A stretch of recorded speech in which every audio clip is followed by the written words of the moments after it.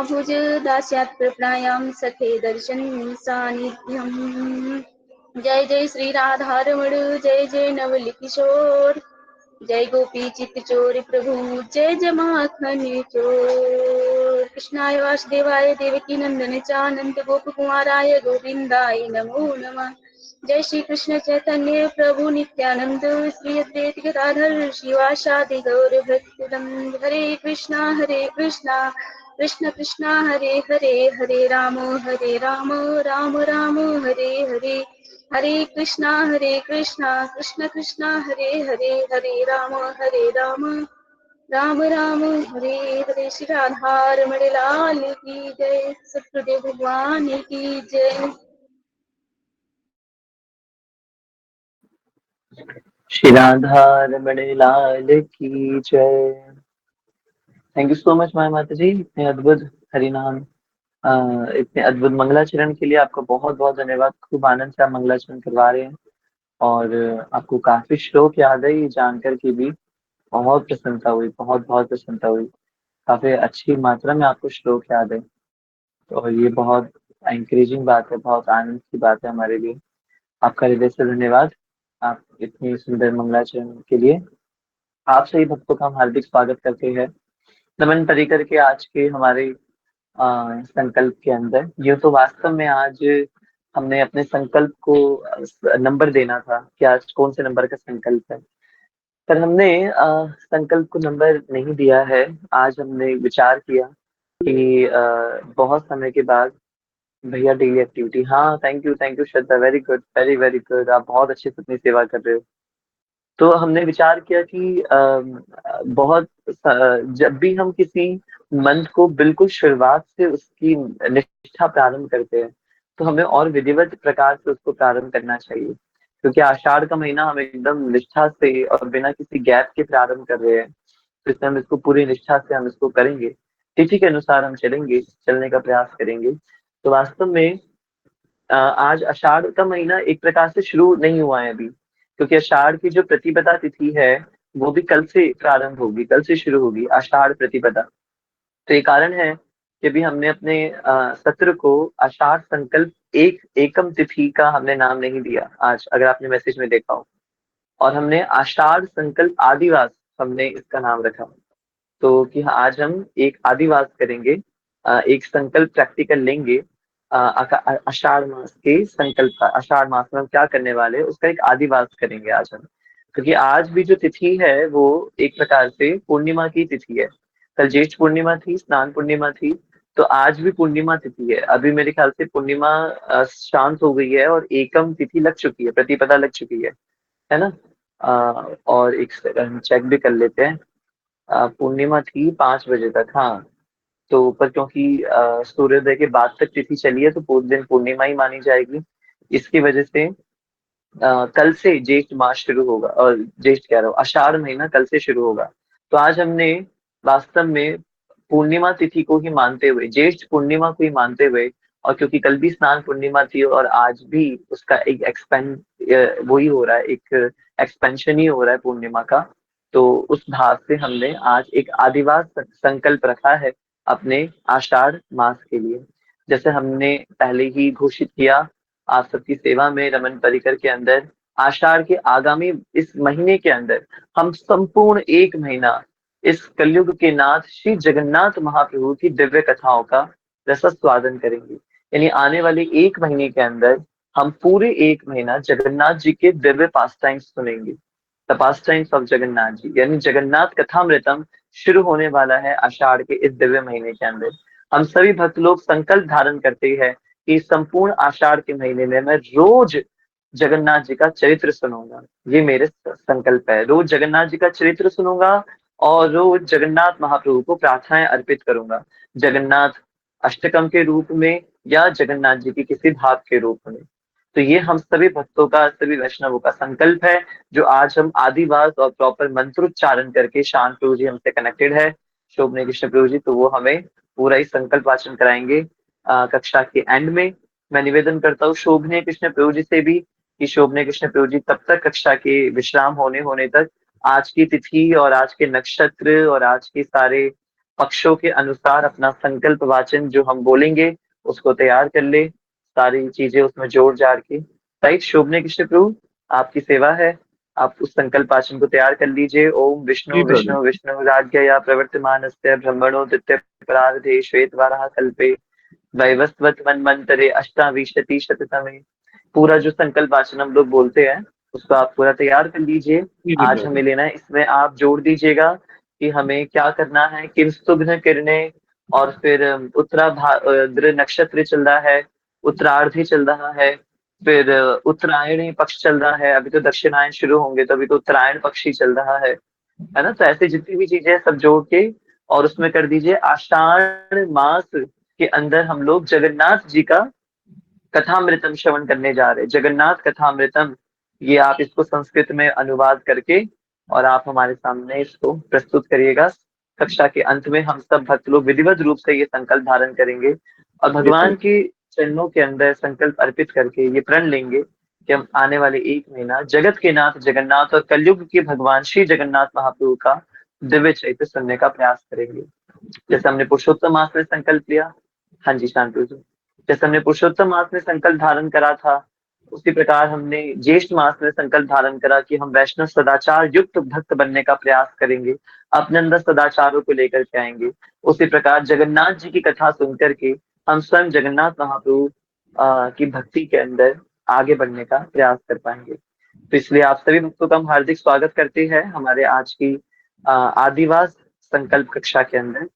और आप सबका खूब आनंद हो। आप सबने खूब बढ़िया रमन परिकर की ओर से कुछ भक्तों ने सेवा भी करी है अपने अपने स्थानों पर, अपने अपने घरों पर, और जगन्नाथ मंदिर जाकर के भी भक्तों ने सेवा करी है। कल खूब सुंदर जगन्नाथ जी के दर्शन भी हमने करे स्नान पूर्णिमा के।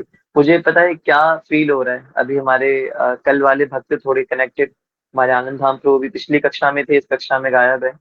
तो अभी मुझे क्या फील हो रहा है जेन्युइनली सागर प्रभु, कि कल की कक्षा में हमारे लगभग 19-20 के आसपास डिवोटीज कनेक्टेड थे। बीच में मैंने देखा 21-22 भी हो गए थे भक्त कल की कक्षा के अंदर। और इवन दो कि उनमें भी बहुत भक्त कनेक्टेड नहीं थे, उसके बाद भी 21-22 के आसपास संख्या हो गई थी भक्तों की। मैं विचार कर रहा था कि कल की कक्षा में जो विषय उठाना था हमें, वो विषय कल की कक्षा में उठ ना सका, वो विषय हो ना सका। और हुआ क्या, राधा रमन जी की परम कृपा से हमारे रमन परिकर का एक प्रकार से जून का महीना समाप्त हो रहा है और विधिवत रूप से पूरे 3 साल पूरे हो रहे हैं। और जुलाई लगते ही, जुलाई का ग्रिगोरियन कैलेंडर के अनुसार जुलाई लगते ही हम अपने चौथे साल में प्रवेश कर जाएंगे। रमन परिकर के 4th ईयर में प्रवेश कर जाएंगे।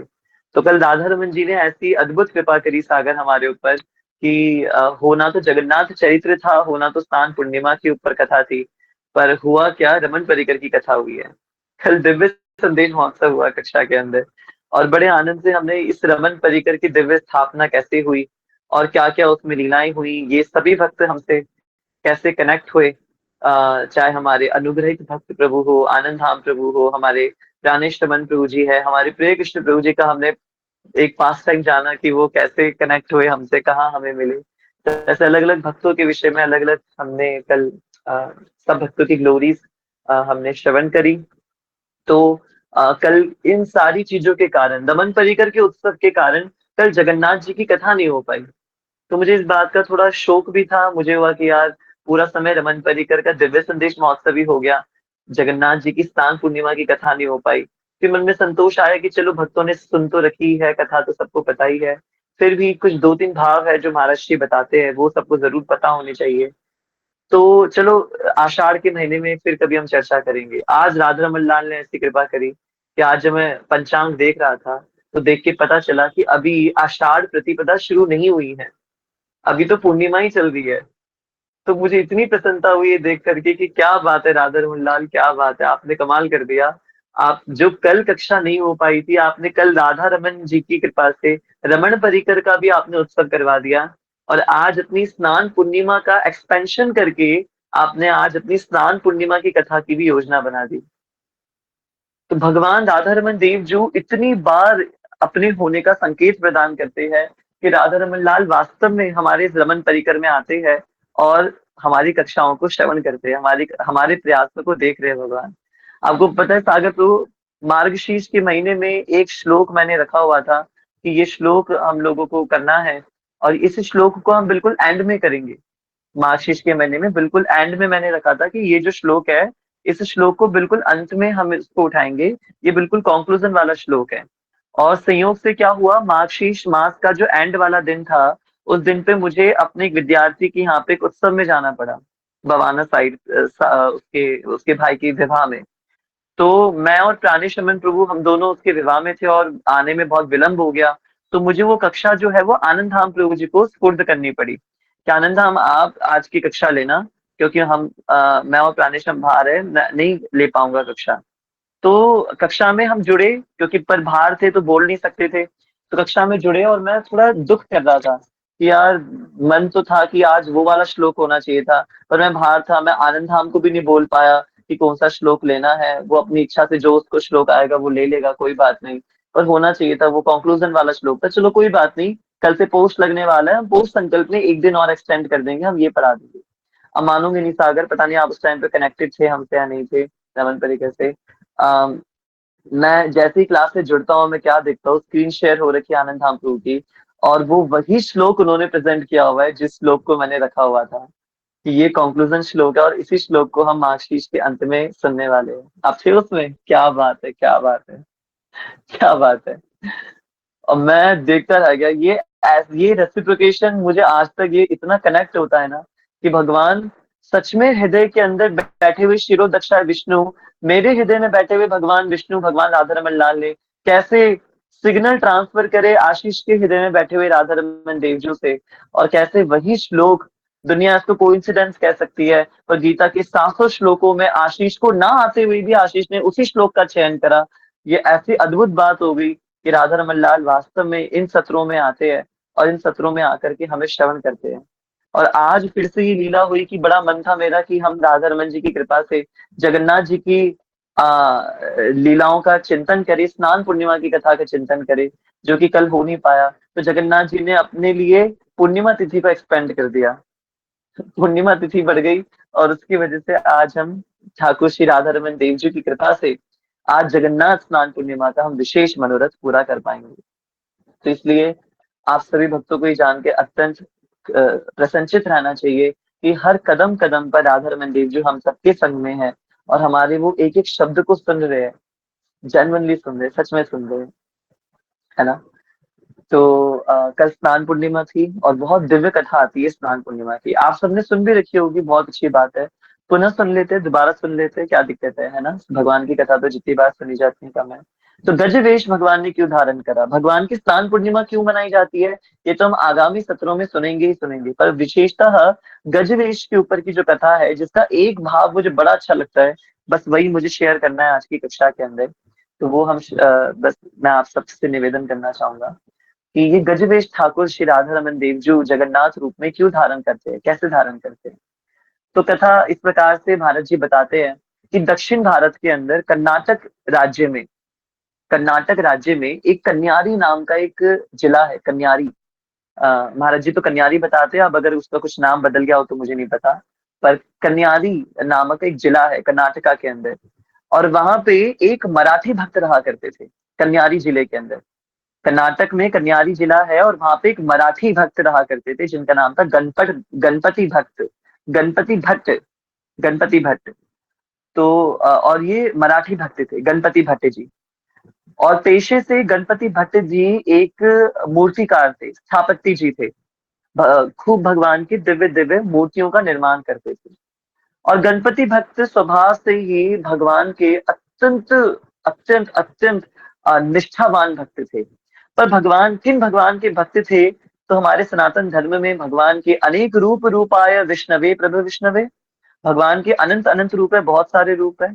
तो भगवान श्री महादेव के अंशावतार, या ये कह लीजिए महादेव के पुत्रावतार, जो वास्तव में यूं तो ज्ञान के देवता और भगवान श्री नरसिंह देव से कृपा प्राप्त करके विघ्नहर्ता है, और विघ्नहर्ता होने के साथ साथ पर ब्रह्म भी है, पर लीला के कारण भगवान महादेव के पुत्र के रूप में प्रकट होते हैं। ऐसे श्री गणेश जी महाराज, श्री गणपति जी, श्री गणेश जी के अनन्य भक्त थे श्री गणपति भट्ट जी। उनका नाम भी इसलिए गणपति था क्योंकि गणेश जी के अनन्य भक्त थे। गणेश जी के अत्यंत एकदम निष्ठावान भक्त थे। और मराठी लोग तो आप जानते ही हैं, महाराष्ट्र और गुजरात से संबंध रखने वाले लोगों का गणेश जी से एक अपना अलग लगाव है।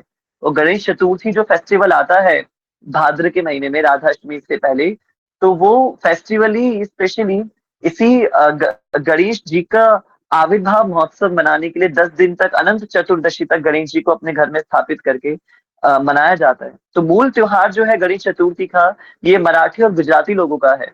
वहां पे गुजरात और महाराष्ट्र के अंदर हर एक घर में गणेश जी के विग्रह लाए जाते हैं, पधराए जाते हैं, और उनकी 10 दिनों तक सेवा होती है। खूब दिव्य सेवा होती है। हम भी जब गुजरात में रहते थे तो हम भी गणेश जी की ये विग्रह लाके हम भी संकल्प लेते थे, और खूब दिव्य सेवा होती थी गणेश जी की। तो ये महाराष्ट्र महाराष्ट्र और गुजरात का बड़ा अद्भुत कल्चर है। और अब तो प्रभावित होते होते उत्तर भारत तक गणेश चतुर्थी का प्रचलन आ गया है। उत्तर भारत में भी लोग मनाने लगे हैं। पर पर्वों का जो मूल स्वरूप है वो आजकल तो पूर्णतः परिवर्तित हो गया है।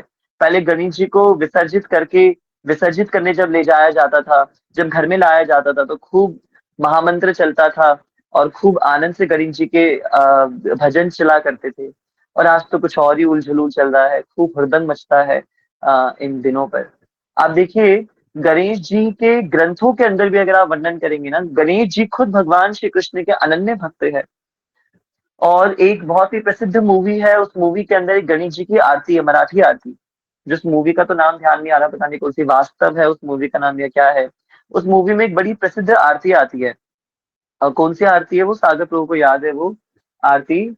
सुख करता दुख हरता वार्ता विघ्नाची, निर्वी पूर्वी प्रेत कृपा जयाची। हाँ, जय देव जय मंगल मूर्ति, दर्शन मात्रे मनोकामना पूर्ति। जय देव। तो बहुत सुंदर गणेश जी की आरती है।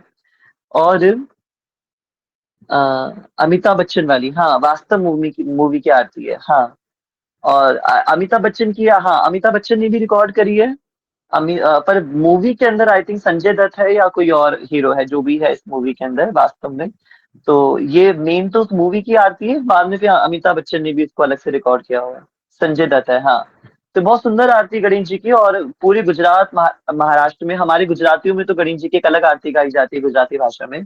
और ये मूलतः मराठी भाषा के शब्द है।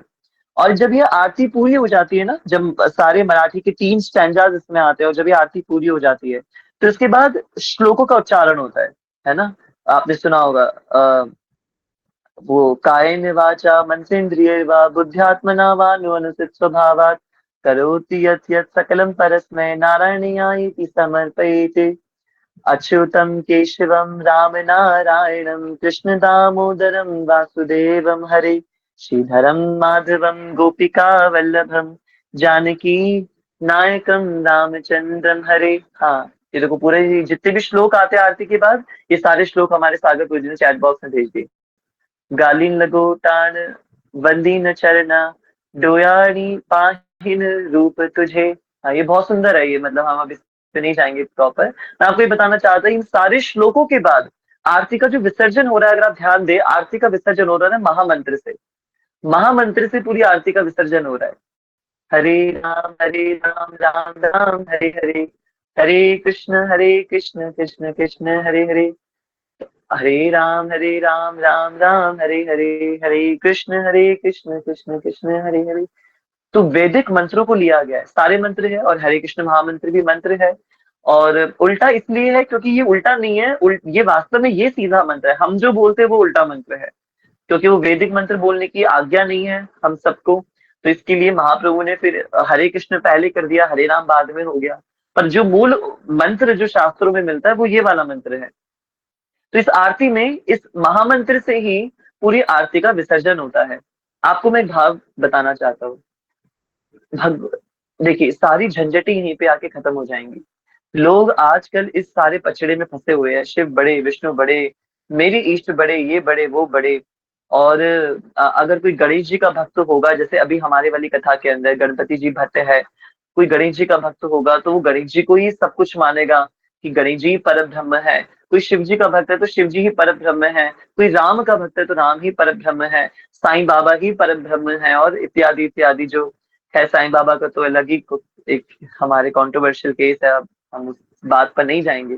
पर अगर हम भगवान के ही मूल स्वरूपों पर अगर बात करें, भगवान के जो, जैसे भगवान विष्णु हो गए, भगवान शिव जी हो गए, गणेश जी हो गए, साक्षात भगवती माता दुर्गा हो गई, और भिन्न भिन्न भगवान के जितने भी अनेक रूपाय, जितने भी भगवान के स्वरूप है, अगर हम हृदय से भक्ति कर रहे हैं और हृदय से भक्ति करके उनकी सेवा कर रहे हैं, भगवान गीता के अंदर बता रहे हैं सभी देवताओं को अर्पित होने वाली पूजाएं एट द एंड मेरे पास आती है, सब कुछ वो मेरे पास आता है।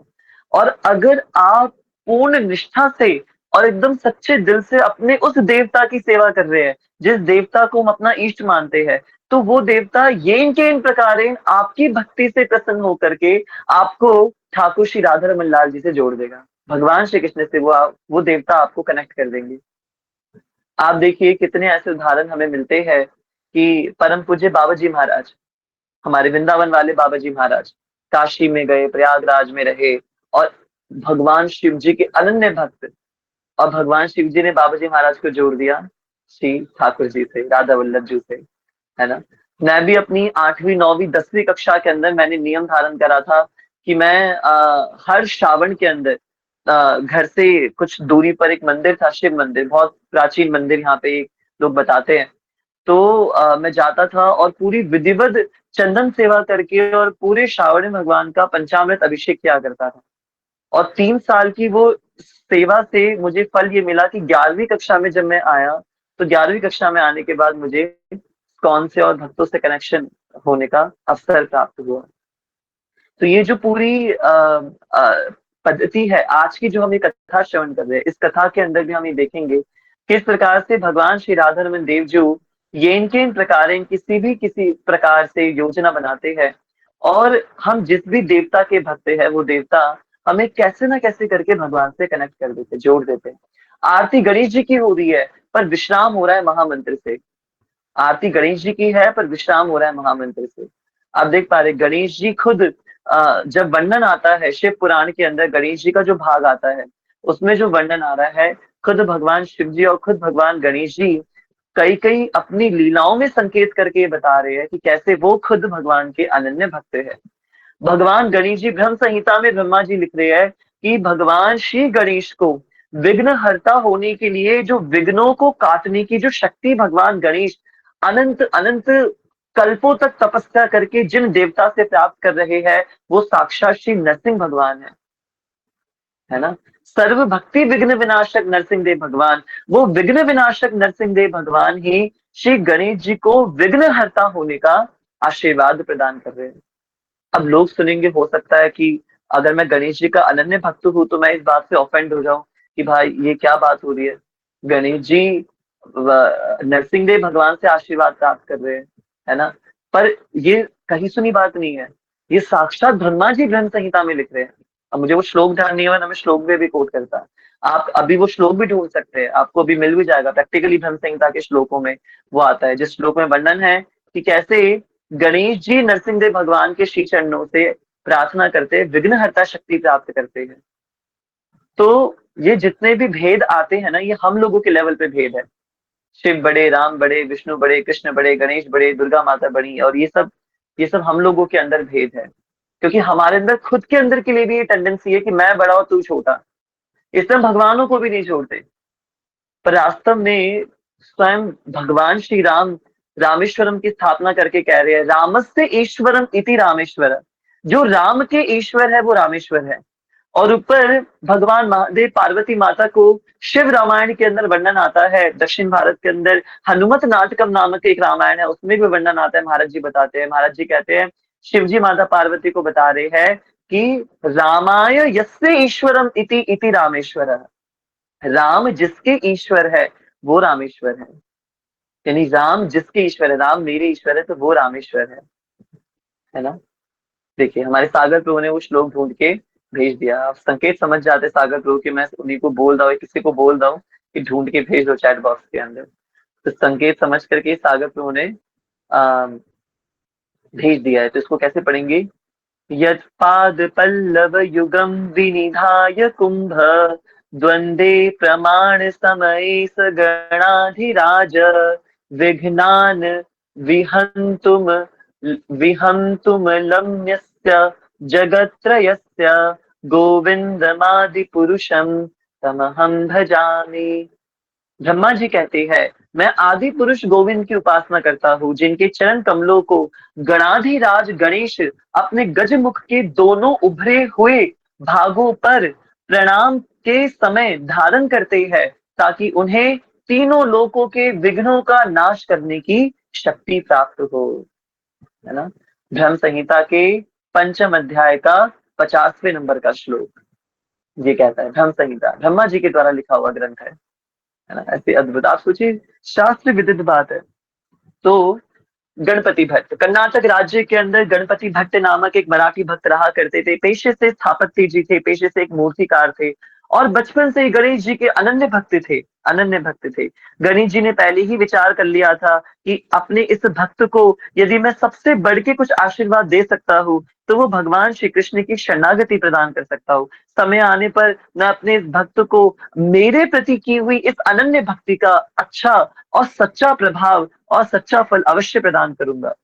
गणेश जी अपने मन में ही संकल्प करके बैठे थे, मानो गणपति भट्ट के जीवन में अद्भुत लीलाएं घटित हो रही हैं। गणपति भट्ट का ऐसा संकल्प था कि वो इतने सुंदर मूर्तिकार थे कि बनाने को तो वो कुछ भी बना सकते थे, परंतु बनाते सिर्फ गणेश जी के विग्रह थे।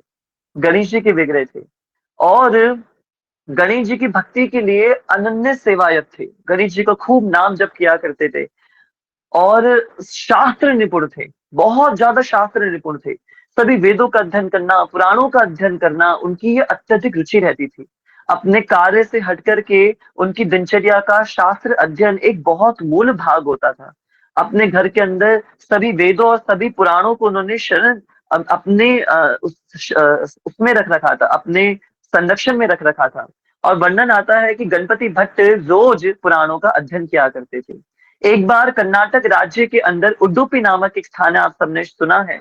तो उडुपी के उस समय के राजा ने गणपति भट्ट से निवेदन किया कि मैंने आपके विषय में बहुत अधिक सुना है।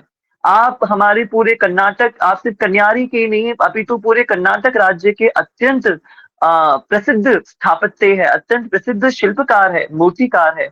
मैं चाहता हूँ आप मेरे दरबार के लिए एक बहुत सुंदर भगवान श्री कृष्ण के विग्रहों का निर्माण करें। जब ये बात गणपति भट्ट जी सुनते हैं तो अत्यंत प्रसन्नचित हो जाते हैं कि स्वयं राजा ने उनको भगवान श्री कृष्ण के विग्रह बनाने की आज्ञा प्रदान की है। और गणपति भट्ट क्योंकि खुद शास्त्र निपुण थे, तो गणपति भट्ट ये बात जानते थे कि किस प्रकार से गणेश जी भगवान श्री कृष्ण के चरणों को अपने मस्तक पे धारण करके उनसे विघ्नहर्ता होने की कृपा प्राप्त करते हैं। तो इसे गणपति भट्ट के मन में इस प्रकार का कोई भाव नहीं था कि कौन बड़ा कौन छोटा। हाँ, पर इतनी बात जरूर थी कि जब ये पूछा जाए कि एक तरफ कृष्ण खड़े और एक तरफ गणेश खड़े हैं, तो गणपति भट्ट कहाँ जाएंगे? तो गणपति भट्ट तो गणेश जी को ही प्रणाम करेंगे। अपने इष्ट के प्रति ऐसी अनन्यता उनके अंदर, ऐसी दिव्य अनन्यता। आपको पता है डियर डिवोटीज, जब मैं संत कबीर, रामपाल और ये आसाराम बापू नामक जो जितने भी आजकल सौट गुरु घूम रहे हैं संसार के अंदर, या जो भी है, इनके लिए मैं क्यों ही कुछ बोलूं, परंतु बाबा रामपाल आपने सुना होगा, एक ये तो वास्तव में बहुत अव्वल दर्जे का फ्रॉड इंसान है। तो उसके जो भक्त लोग हैं, इसके जो वो है, क्या कहते हैं, शिष्यगण है, अगर वो आपको कभी टकराए हो, आपका अनुभव है नहीं है मुझे नहीं पता, मुझसे तो बहुत टकराए हैं लोग, मेट्रो में, बसों में, कभी कहीं जाते आते, ये लोग बहुत अक्सर मिल जाते हैं रामपाल बाबा का प्रचार करते हुए। ज्ञान सागर बुक के नाम से ये लोग बांटते हैं, बिल्कुल फ्री में बांटते हैं अपने ग्रंथों को, और अपने गुरु का प्रचार कर रहे होते हैं। तो मैंने इनके अंदर एक अच्छी बात देखी है, ये है तो उस रामपाल फ्रॉड इंसान के और एकदम पापी कपटी इंसान के शिष्य। और हमारे महाराज कहते हैं, महाराज श्री कहते हैं, कौन गुरु कौन चेला, नरक में सब ठेलम ठेला, खूब बढ़िया नरक में मौज मारेंगे सारे गुरु चेला मिलकर के, जो भी है।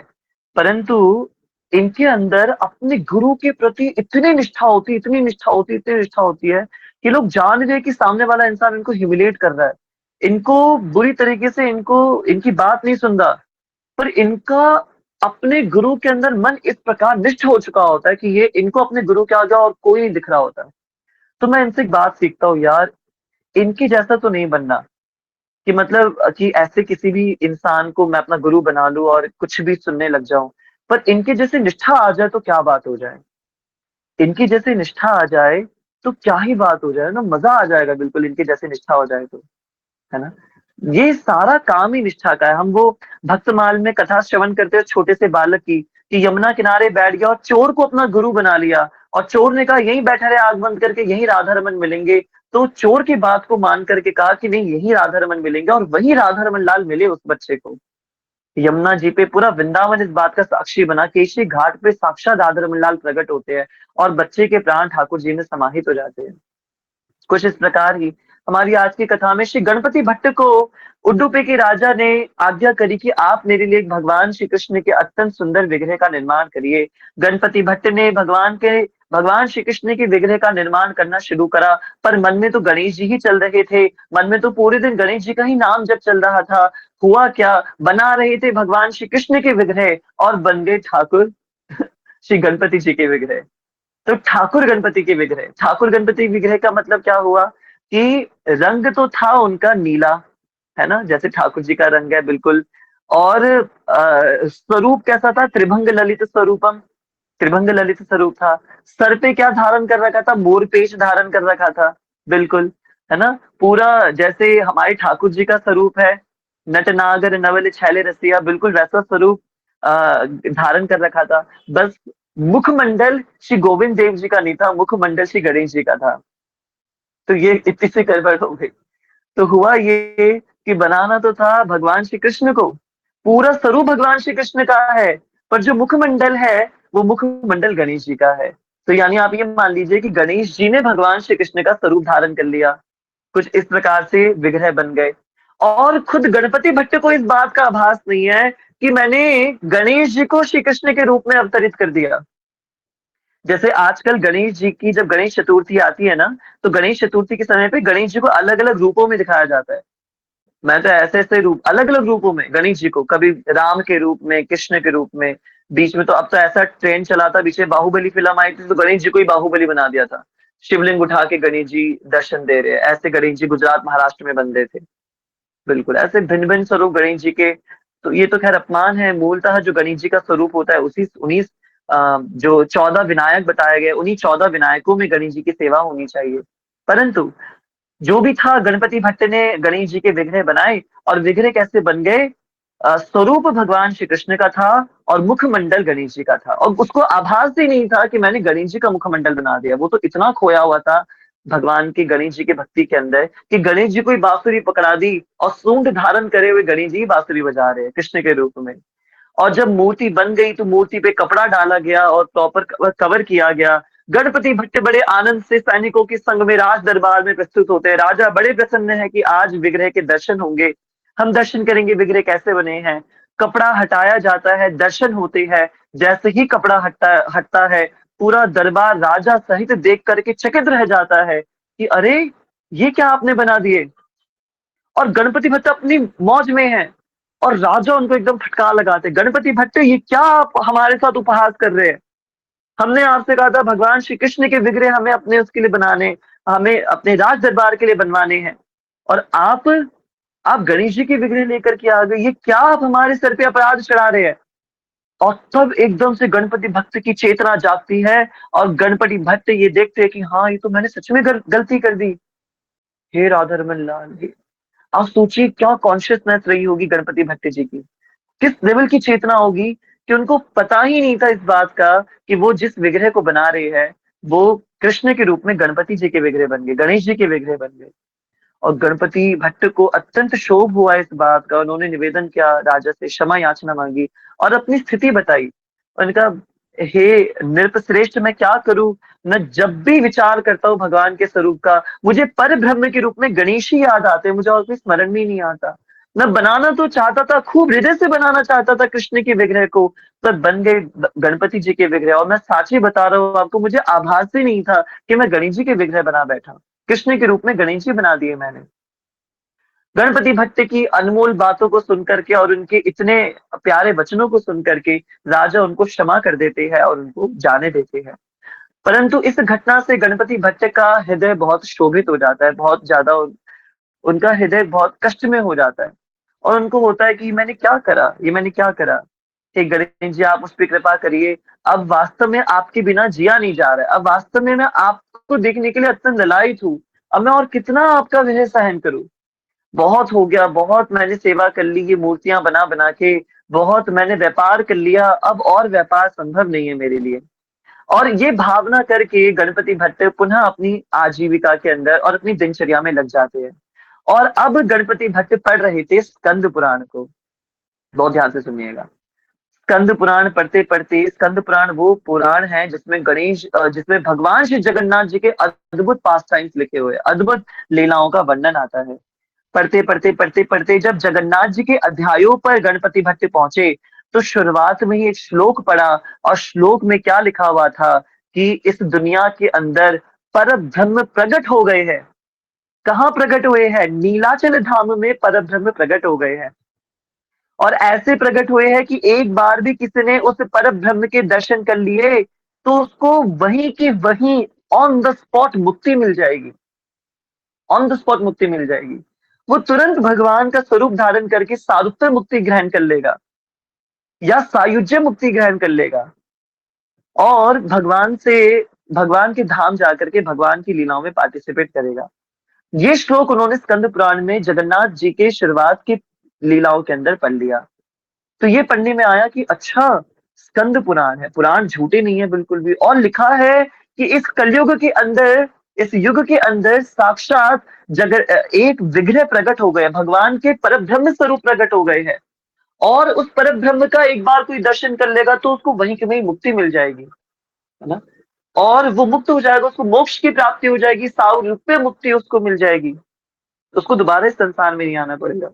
ये बात सुनकर के गणपति भट्ट का शरीर इतना रोमांचित हो जाता है, रोमांच कंपन शतरंग भाजो, इतने प्रसन्न हो जाते हैं गणपति भट्ट, अपना सारे मूर्ति कला का सारा कारोबार अपने बच्चों को सौंप करके और पूर्णतः वैराग्य धारण करके अपने घर को छोड़ करके और कोई सामान ना लेकर के सिर्फ अपने साथ वो स्कंद पुराण उन्होंने लिया कि इसमें मुझे पर ब्रह्म के बारे में पता चला है, पहली बार पुराण के बारे में ये इतना अद्भुत रहस्य खुला है, अब मुझे और कुछ नहीं चाहिए। सिर्फ अपने साथ स्कंद पुराण उठाया, जो कपड़े पहन रखे थे वो कपड़े लिए, और भगवान श्री गणेश जी का नाम लेकर के कर्नाटक से यात्रा पर निकल गए सीधे उड़ीसा जगन्नाथपुरी नीलाचल धाम के लिए। रास्ते में जो मिलता वो खा लेते, कहीं कुछ भंडारा होता तो खा लेते, कहीं कुछ किसी ने सेवा कर दी भिक्षा दे करके कुछ मिल गया तो खा लेते, वरना तो जंगल के पत्तों को खा करके और नदी और तालाबों के पानी को पी करके अपना पेट भर लेते।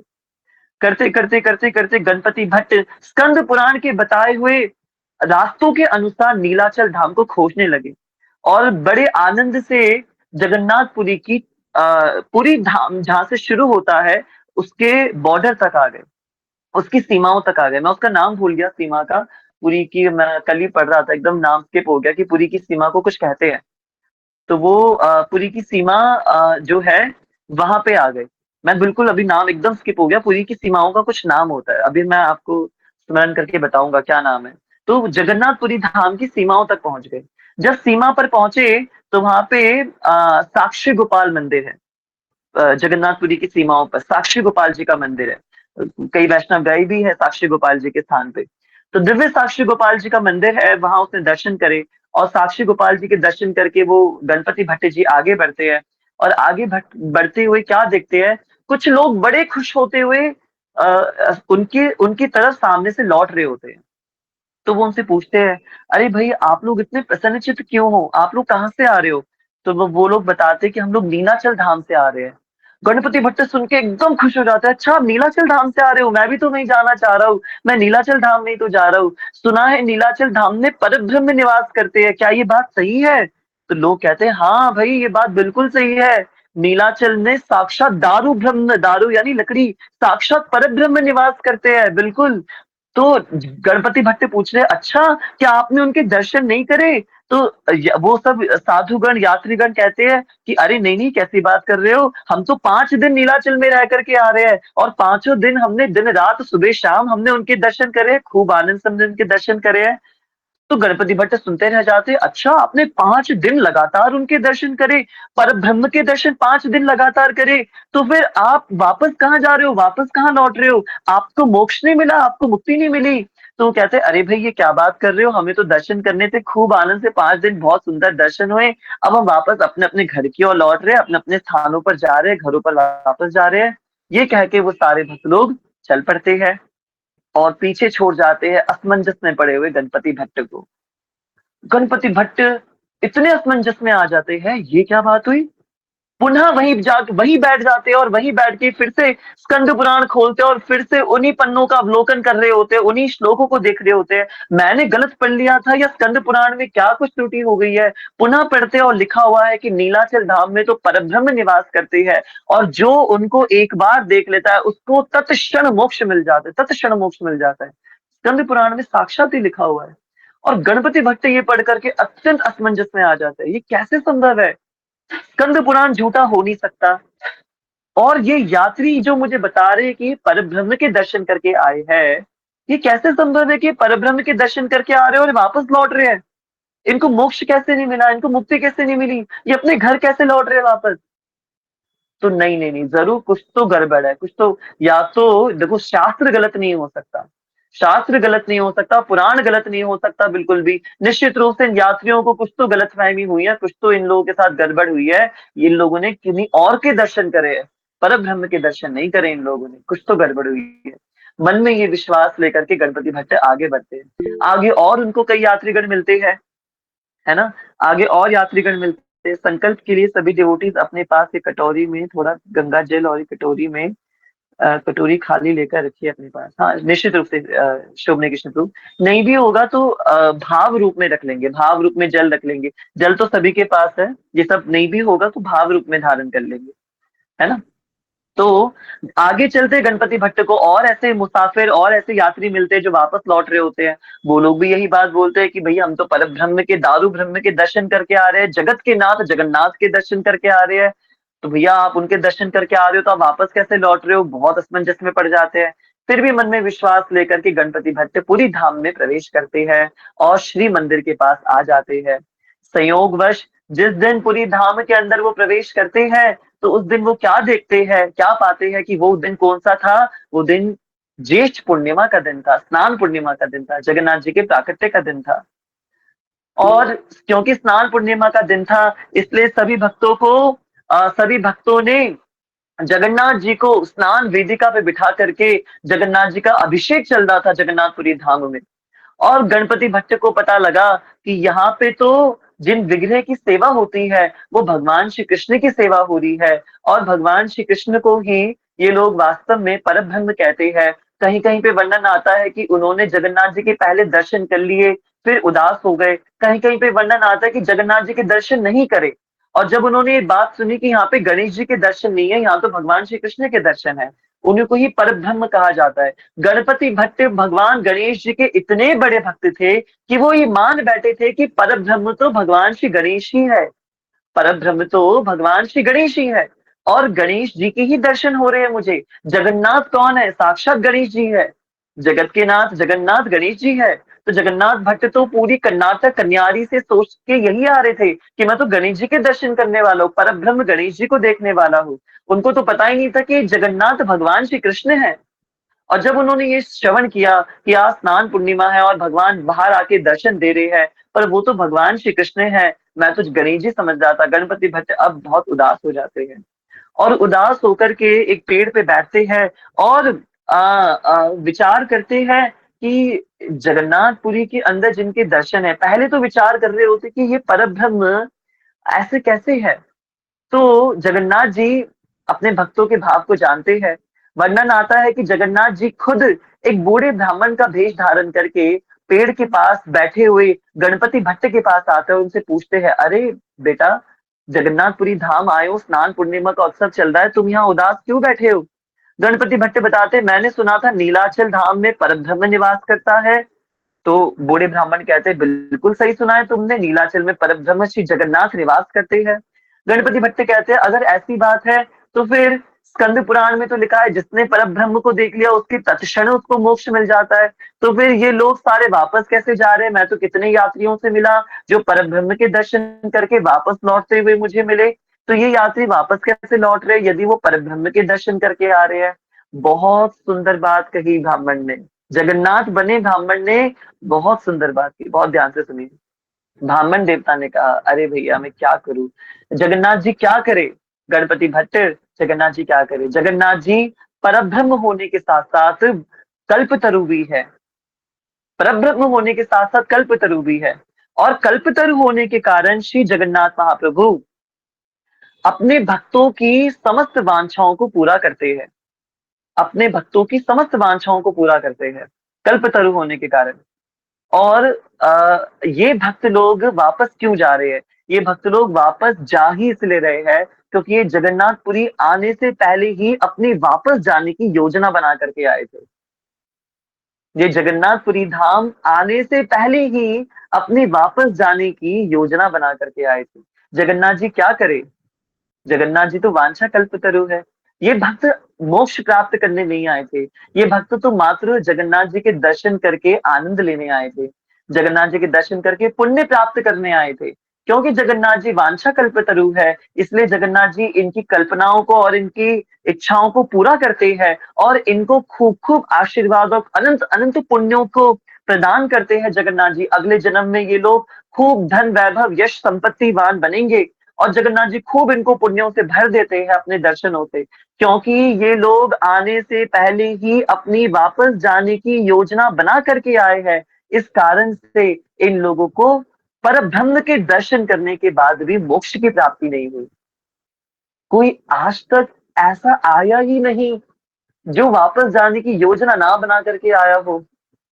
हर कोई पुरी में आता है, पर इस भाव से आता है कि या तो वो पुरी में निवास करेगा या तो वो जगन्नाथ जी को देख करके वापस अपने धाम लौट जाएगा। पर कोई इस भाव से आया ही नहीं अभी तक कि जगन्नाथ जी को देख के सीधे गोलोक जाएगा। किसी ने ऐसी वांछा ही नहीं करी अभी तक। हर कोई आता है अपनी अपनी व्यवस्था बना करके आता है, पूरी पूरी व्यवस्था बना करके आता है। तो जगन्नाथ जी क्या करे। गणपति भट्ट को बात समझ में आ जाती है, उनको समझ में आ जाता है हाँ बात तो बिल्कुल सही है। किसी ने वांछा ही नहीं करी तो जगन्नाथ जी कैसे ये इच्छा पूरी करेंगे। तो गणपति भट्ट जी जगन्नाथ जी के दर्शन करने जाते हैं, पर देखते हैं कि साक्षात जगन्नाथ जी तो भगवान श्री कृष्ण के स्वरूप में है। तो दर्शन तो करते हैं पर वो आनंद नहीं मिलता। देख रहे कि सामने परब्रह्म है पर फील नहीं होता कि मैं परब्रह्म को देख रहा हूँ। क्यों, क्योंकि मन में तो यही था कि गणेश जी के दर्शन होंगे, फिर जगन्नाथ जी के दर्शन करके फिर पुनः उसी पेड़ के पास आकर के बैठ जाते हैं। अब फिर जगन्नाथ जी समझ जाते हैं कि अरे भैया फिर से कुछ समस्या आ गई है। अब इधर जगन्नाथ जी प्रकट होते हैं। कहीं कहीं पे वर्णन आया है जगन्नाथ जी प्रकट होते हैं मुदिरथ के, मुदिरथ नामक एक सेवक के मन में। एक सेवक के मन में प्रकट होते, उसके हृदय में प्रकट होते हैं और उसको कहते हैं कि भैया मेरा एक बहुत अद्भुत भक्त आया है और उसकी वांछा है कि वो मेरे अंदर गणेश जी का दर्शन करना चाहता है। तो आप राजा को आज्ञा करो कि वो मेरे पुजारियों को आज्ञा करेंगे कि स्नान पूर्णिमा के बाद जैसे ही मेरा श्रृंगार किया जाएगा और श्रृंगार पट खोलेंगे तो श्रृंगार पट के अंदर मेरा साधारण श्रृंगार ना हो, अपितु मुझे गणेश जी के रूप में श्रृंगार धारण करवाया जाए। जैसे ही मुदिरथ के मन में ये भाव प्रकट करते हैं गणेश जी और मुदिरथ सीधे जाकर के राजा को ये बात बताते हैं कि ऐसी ऐसी बात है, जगन्नाथ जी ने ऐसी आज्ञा करी है। और जगन्नाथपुरी के राजा श्री गजपति जी ये बात सुनते ही जगन्नाथपुरी के पुजारियों को आदेश करते हैं, उनको निवेदन करते हैं कि जगन्नाथ जी की आज्ञा है उनको गज वेश धारण करवाया जाए, गणेश जी का भेष धारण कराया जाए। श्रृंगार के अंदर एकाएक जगन्नाथ जी के सारा श्रृंगार वहीं की वहीं बदला जाता है, नया श्रृंगार बनता है और जगन्नाथ जी को पूर्ण रूप से गज वेश धारण कराया जाता है, गणपति जी का स्वरूप धारण कराया जाता है। इस रूप में कि कोई इस भीड़ के अंदर कोई एक भक्त है। हमारे महाराज जी कहते कोई तो होगा ना जो वासुदेवम सर्वम इति स महात्मा सुदुर्लभ। कोई तो इतनी भीड़ के अंदर जगन्नाथ महाप्रभु आंखें फाड़ के उस भक्त को देखना चाह रहे हैं। जगन्नाथपुरी के पंडे पुजारियों के मन में ऐसा भाव आया, इस भीड़ के अंदर कौन वो सौभाग्यशाली भक्त आन पड़ा है जिसकी वजह से जगन्नाथ जी आज गणेश जी बनने वाले हैं, आज जगन्नाथ जी ने अद्भुत गजवेश धारण करने वाले हैं। कौन है वो भक्त जो वासुदेवम सर्वम इति सह महात्मा सुदुर्लभ, ऐसा दुर्लभ महात्मा कौन इस भीड़ के अंदर आन पड़ा है। जगन्नाथ जी पुनः बूढ़े ब्राह्मण का वेश धारण करके पेड़ के पास बैठे हुए गणपति भट्ट के पास जाते हैं और उनसे निवेदन करते हैं कि दर्शन खुलने वाले हैं श्रृंगार के, दोबारा आओ, दोबारा जगन्नाथ जी के दर्शन करो, क्या पता इस बार तुम्हें अपने परम ब्रह्म के दर्शन हो जाए। बूढ़े ब्राह्मण के कहने पर गणपति भट्ट जी पुनः आते हैं दर्शनों को, और इस बार जैसे ही पट खुलते हैं, पट खुलते के साथ ही श्री जगन्नाथ जी श्री बलदेव गजवेश के अंदर रूप में मिलते हैं, और श्री सुभद्रा मैया अद्भुत कमल के फूल के अंदर रूप में प्राप्त होती हैं। जैसे ही जगन्नाथ जी को और बलराम जी को गणपति भट्ट जी गजवेश के रूप में अपने गणेश जी के रूप में देखते हैं, गणपति भक्त के हृदय की प्रसन्नता की सीमा नहीं रहती, और वो देखते रह जाते हैं, मेरे साक्षात भगवान श्री गणेश जी मेरे सामने खड़े हैं, साक्षात भगवान परम ब्रह्म भगवान गणेश मेरे सामने खड़े हैं, मुझे यकीन नहीं हो रहा, साक्षात भगवान गणेश मेरे सामने खड़े हैं, जगत के नाथ भगवान गणेश मेरे सामने खड़े हैं। अपने भक्त भक्त के भाव को पुष्ट करने के लिए आज जगन्नाथ जी ने गणेश जी का अवतार धारण कर लिया। ऊपर बैठे कैलाश पर गणेश जी ने भगवान को दंडवत प्रणाम किया, भक्त वत्सल भगवान की जय हो, भगवान आप महान है, जगन्नाथ जी आप अत्यंत महान है, आपने आज मेरा मान बढ़ा दिया, आपने आज मेरा स्वरूप धारण कर लिया, हे जगन्नाथ जी आप अत्यंत महान है। जगन्नाथ जी के इतने अद्भुत स्वरूप को देख करके गणपति भक्त इतने भाव विभोर हो जाते हैं, और वही बात सत्य हो जाती है। गणपति भट्ट तो वापस लौटने आए ही नहीं थे, वो तो कोई तैयारी करके ही नहीं आए थे जगन्नाथपुरी धाम में, वो तो यही सोच के आए थे कि जिसने एक बार जगन्नाथ को देख लिया, पर ब्रह्म को देख लिया, उसको तत्क्षण मोक्ष की प्राप्ति हो जाएगी। और समस्त पूरी वासियों के आगे वही घटना घटित होती है। जैसे ही पट खुलते हैं, इतना रोमांच कंपन शतरंग भाजो हो जाता है, वास्तव में अष्ट सात्विक विकार प्रकट होते हैं, और ऐसे प्रकट होते हैं, ऐसे सच्चे विकार प्रकट होते हैं गणपति भट्ट के अंदर कि वही शरीर शांत हो जाता है, ज्योति रूप में आत्मा निकलती है, और जगन्नाथ जी के श्री विग्रह में प्रवेश कर जाती है। इस अद्भुत लीला को जगन्नाथ जी के अनंत भक्तों ने अपने सामने दृष्टिगोचर करा, कैसे गणपति भक्त भगवान के दर्शन करते करते एकाएक जमीन पर पड़ गए, और एकाएक उनके प्राण शांत हो गए। और महात्माओं ने, सिद्धों ने तो यहाँ तक देखा कि कैसे ज्योति रूप में उनके प्राण बनकर के जगन्नाथ जी के अंदर प्रवेश कर रहे हैं। श्री जगन्नाथ महाप्रभु की जय। तो इस प्रकार से जगन्नाथ जी ने आज्ञा करी अपने प्रिय भक्तों को कि आप सब आज के बाद से हर वर्ष मुझे गज वेश धारण करवाएंगे, हर वर्ष मेरा गज वेश के रूप में श्रृंगार होगा। और अपने भक्त गणपति भक्त की वांछा को पूरा करने के लिए आज भी जगन्नाथ जी हर संभव रूप से गणेश जी के रूप में, गज वेश के रूप में स्नान पूर्णिमा के दिन अपना वेश धारण करते हैं। हम सब भक्तों के लिए मैं पर्सनली इस कथा से ये शिक्षा धारण करता हूँ कि हाँ, जब भगवान के पास जाया जाता है तो इस भाव से नहीं जाया जाता कि मैं वापस लौटूंगा अपने घर, इस भाव से जाया जाता है। कभी तो हम इस भाव से, कभी तो ऐसा समय आए कि हम भी राधा रमन देव जी के स्थान पे जा रहे हैं, वृंदावन जा रहे हैं, राधा रमन जी के पास जा रहे हैं, और राधा रमन जी को देख के ये भाव आ रहा है कि राधा रमन लाल आप ही तो परम ब्रह्म हो, साक्षात श्री कृष्ण हो, मैं वापस लौटने नहीं आया हूँ, अब मैं आप ही के पास आने आया हूँ। और यदि ऐसा संकल्प किसी भक्त के अंदर आ गया, सच में ऐसा संकल्प आ गया, हृदय से आ गया, और उसने अपने आप को सब तरीके से छोड़ दिया जैसे द्रौपदी माता ने छोड़ दिया था, तो उस समय पर निश्चित रूप से भगवान हम सबके साथ भी ये लीला करेंगे, और हम सबको भी अपने निज धाम तत्क्षण बुला लेंगे, तत्क्षण बुला लेंगे, जैसे गणपति भट्ट जी को बुलाया है। तो ये अद्भुत कथा स्नान पूर्णिमा की हमने आज श्रवण करी। आप सभी भक्तों को खूब सुख मिला होगा इस कथा से, हम ऐसी वांछा करते हैं, ऐसी प्रार्थना करते हैं। खूब सुंदर कथा ये जगन्नाथ जी की है।